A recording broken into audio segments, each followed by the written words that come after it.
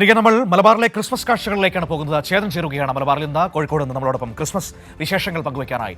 Chetan, good morning, happy Christmas. എങ്ങനെയുണ്ടായിരുന്നു ഇന്നലത്തെ Christmas ദിവസം? ഇന്ന് എന്തൊക്കെയാണ് പരിപാടികൾ? ചേതൻ.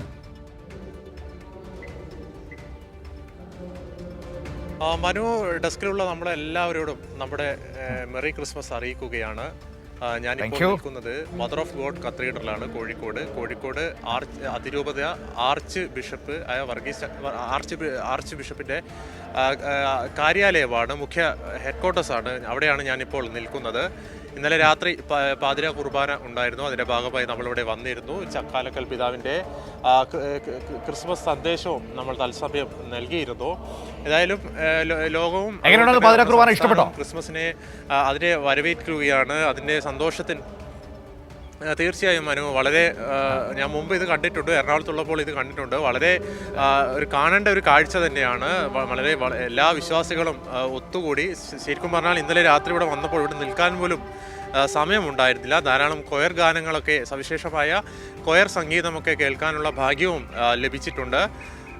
ഇപ്പോൾ ഇന്നത്തെ ഈ ചടങ്ങ് പരിശോധിക്കുകയാണെങ്കിൽ പ്രധാനമായും 2 കുർബാനകളാണ് ഇവിടെ ഉള്ളത്. ഒന്ന് 7:30 ആ കുർബാന ആരംഭിച്ചു.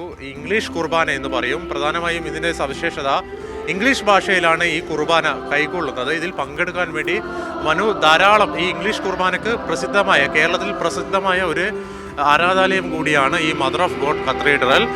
ആംഗ്ലോ ഇന്ത്യൻസ്, അതുപോലെ തന്നെ വിദേശ പൗരന്മാർ അടക്കം, വിദേശത്തു നിന്ന് പോലും അടക്കമുള്ള പൗരന്മാർ ഈ കുർബാനയിൽ പങ്കെടുക്കാൻ വേണ്ടി ഇങ്ങോട്ടേക്ക് രാവിലെ തന്നെ എത്തിച്ചേർന്നിട്ടുണ്ട് എന്നതാണ് ഏറ്റവും വലിയ സവിശേഷത. രണ്ടാമത്തെ ചടങ്ങ് അത് 9:30 9:30 അതിന് അറിയപ്പെടുന്നത് മലയാളം കുർബാന. ആ കുർബാന നമ്മുടെ മലയാളം ഭാഷയിലാണ് ആ കുർബാന എന്നതാണ് അതിൻ്റെ ഏറ്റവും വലിയ സവിശേഷത. ശേഷം അതോടുകൂടി പള്ളികളിൽ നടക്കുന്ന ചടങ്ങുകളൊക്കെ കഴിഞ്ഞ് വിശ്വാസികൾ വീട്ടിലേക്ക് പോകും. ഉച്ചഭക്ഷണവും അതുപോലെ തന്നെ ബന്ധുവീട് സന്ദർശനവും ഒക്കെ ആയിരിക്കും ബാക്കി. സന്തോഷത്തിൻ്റെ, ആ ത്യാഗത്തിൻ്റെ, ആ ക്രിസ്മസ് സന്ദേശങ്ങൾ പൊതിയുന്ന ആ ക്രിസ്മസ് മധുര കേക്ക് ബന്ധുക്കൾക്കൊക്കെ കൈമാറുന്നതായിരിക്കും.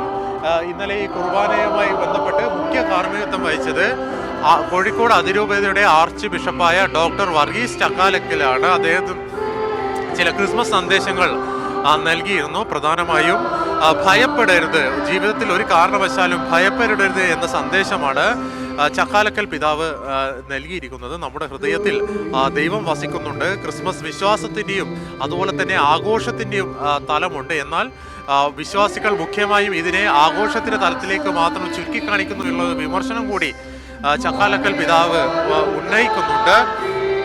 ഏതായാലും കാലിത്തൊഴുത്തിൽ പിറന്ന യേശു അത് മഹത്തായ ഒരു സന്ദേശമാണ് നൽകുന്നത്. കൊട്ടാരത്തിൽ ജനിക്കാതെ കാലിത്തൊഴുത്തിൽ ജനിച്ച യേശു എളിമയുടെ പാഠമാണ് നമ്മളെല്ലാവരും പഠിപ്പിക്കുന്നത്. അത് ജീവിതത്തിൽ ഉടനീളം ആ എളിമ ഉണ്ടാവണം. അസത്യത്തിൽ നിന്ന് സത്യത്തിലേക്ക്, അതുപോലെ തന്നെ തിന്മകളിൽ നിന്ന് നന്മയിലേക്ക് പോകണം. ലോകമൊട്ടാകെ തന്നെ ചില തീവ്രവാദ കാരണം ചില അരക്ഷിതാവസ്ഥയൊക്കെ ഇവിടെ ഉണ്ടാകുന്നുണ്ട്. അതിന് കാരണം സ്നേഹമില്ലാത്തത് കൊണ്ടാണ് എന്നതാണ് പ്രധാനമായും ക്രിസ്മസ് സന്ദേശത്തിൽ പറഞ്ഞു വെക്കുന്നത്. ഏതായാലും ഈ ഇംഗ്ലീഷ് കുർബാന, ഈ മദർ ഓഫ് കത്തീഡ്രൽ നടക്കുന്ന ഇംഗ്ലീഷ് കുർബാന ഇപ്പോൾ പുരോഗമിച്ചു കൊണ്ടിരിക്കുകയാണ് മനു.